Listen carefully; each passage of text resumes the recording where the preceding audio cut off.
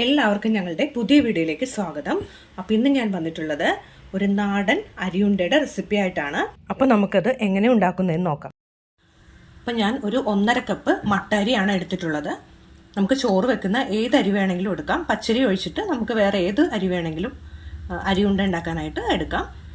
സുരേഖ അരി ആണെങ്കിലും ജയ അരി ആണെങ്കിലും റേഷൻ അരി ആണെങ്കിലും കുഴപ്പമില്ല. അപ്പോൾ നമുക്ക് ഇതൊന്ന് നന്നായിട്ടൊന്ന് കഴുകി എടുത്തിട്ട് വരാം. അപ്പോൾ നമ്മൾ അരി നന്നായിട്ട് കഴുകി ഒരരിപ്പയിൽ വെച്ച് അരിച്ചെടുത്തിട്ടുണ്ട്. ഇനി നമുക്കിതൊന്ന് വറുത്തെടുക്കണം. ഇപ്പോൾ സ്റ്റവിലേക്ക് ഒരു ചട്ടി വെച്ച് കൊടുത്തിട്ടുണ്ട്. ഇനി നമുക്കിതിലേക്ക് ഈ കഴുകി വെച്ചിരിക്കുന്ന അരി നമുക്ക് ഇട്ട് കൊടുക്കാം.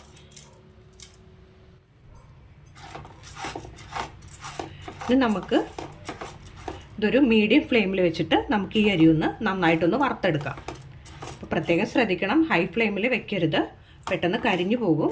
അപ്പോൾ അരിയുണ്ടയുടെ ടേസ്റ്റ് തന്നെ മാറിപ്പോകും. അപ്പോൾ അതുകൊണ്ട് മീഡിയം ഫ്ലെയിമിൽ വെച്ചിട്ട് വേണം നമ്മളിത് വറുത്തെടുക്കാനായിട്ട്.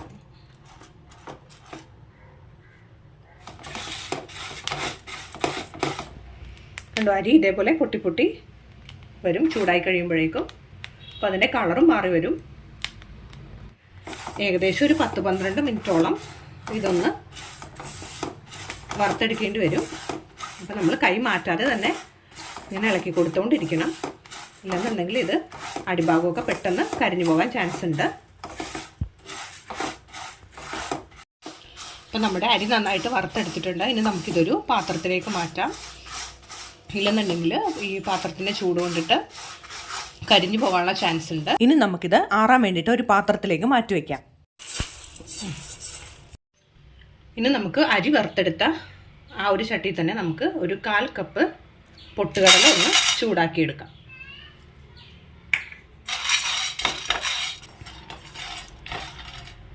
ഇപ്പോൾ പൊട്ടുകടല ഒന്ന് ചൂടാക്കി എടുത്തിട്ടുണ്ട്. ഇനി നമുക്കിതൊന്ന് ആറാൻ വേണ്ടി മാറ്റി വയ്ക്കാം. അപ്പോൾ നമ്മുടെ അരി വറുത്തത് നന്നായിട്ട് ആറി കിട്ടിയിട്ടുണ്ട്. ഇനി നമുക്കിത് ഒരു മിക്സിയുടെ ജാറിലേക്ക് ഇട്ട് നന്നായിട്ടൊന്ന് പൊടിച്ചെടുക്കാം.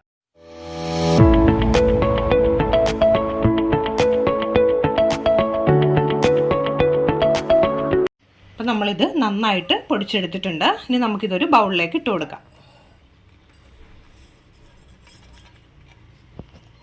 മിക്സിയുടെ ജാറിലേക്ക് തന്നെ നമ്മൾ ഒന്ന് ചൂടാക്കി വെച്ചിട്ടുള്ള ആ പൊട്ടുകടല ഒന്നിട്ടിട്ട് ഒന്ന് ക്രഷ് ചെയ്തെടുക്കാം. ഇപ്പോൾ പൊട്ടുകടലക്ക് പകരം നമുക്ക് കാഷ്യൂനട്ട് ആണെങ്കിലും അല്ലെങ്കിൽ കപ്പലണ്ടി ആണെങ്കിലും ഇതേപോലെ നമുക്കൊന്ന് വറുത്തിട്ട് ഒന്ന് ക്രഷ് ചെയ്തെടുക്കാം. അപ്പോൾ നമ്മൾ പൊട്ടുകടലയാണ് ഇവിടെ എടുത്തിട്ടുള്ളത്. അപ്പോൾ ഇതൊന്ന് ക്രഷ് ചെയ്തെടുക്കാം. അപ്പോൾ നമ്മൾ പൊട്ടുകടല ഒന്ന് ക്രഷ് ചെയ്തെടുത്തിട്ടുണ്ട്. ഇനി അതുകൂടെ നമുക്ക് ഈ ബൗളിലേക്ക് ഇട്ട് കൊടുക്കാം.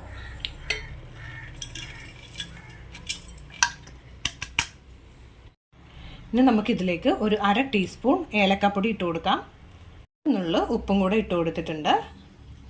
മധുരം ബാലൻസ് ചെയ്യാൻ വേണ്ടിയിട്ടാണ് നമ്മൾ ഉപ്പിട്ട് കൊടുത്തത്. ഇനി ഇതിലേക്ക് 1 കപ്പ് തേങ്ങ ചിരകിയത് ഇട്ട് കൊടുക്കാം. ഇനി ഇതിലേക്ക് 200 ഗ്രാം ശർക്കര ഒരു 1/4 കപ്പ് വെള്ളം ഒഴിച്ചിട്ട് ഒന്ന് ഉരുക്കിയെടുത്തതാണ്.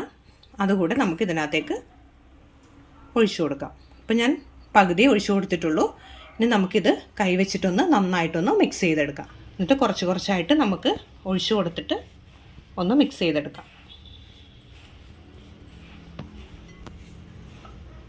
ഇനി ഞാനിത് ഫുള്ളായിട്ട് ഇത് ഒഴിച്ചു കൊടുക്കുന്നുണ്ട്.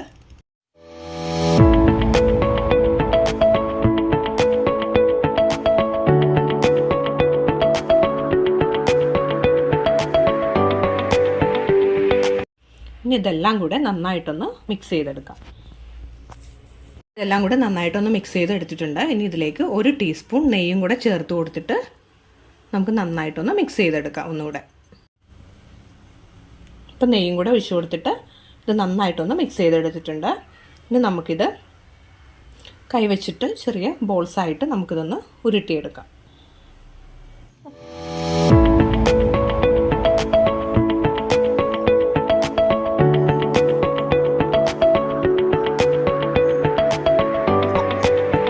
അപ്പോൾ ഇതേപോലെ ബോൾസാക്കി എടുത്തിട്ടുണ്ട്.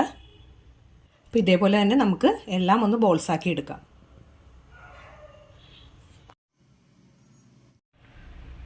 അപ്പം നമ്മുടെ അരിയുണ്ട് ഇവിടെ റെഡി ആയിട്ടുണ്ട്. അപ്പോൾ എല്ലാവരും തീർച്ചയായിട്ടും ഒന്ന് ഉണ്ടാക്കി നോക്കണം. അപ്പം നമ്മുടെ വീട്ടിലുള്ള ചേരുവകൾ വെച്ചിട്ട് നമുക്ക് വളരെ എളുപ്പത്തിൽ ഉണ്ടാക്കിയെടുക്കാൻ പറ്റിയ ഒരു നാടൻ പലഹാരമാണ്. അപ്പോൾ എല്ലാവരും തീർച്ചയായിട്ടും ഒന്ന് ഉണ്ടാക്കി നോക്കണം.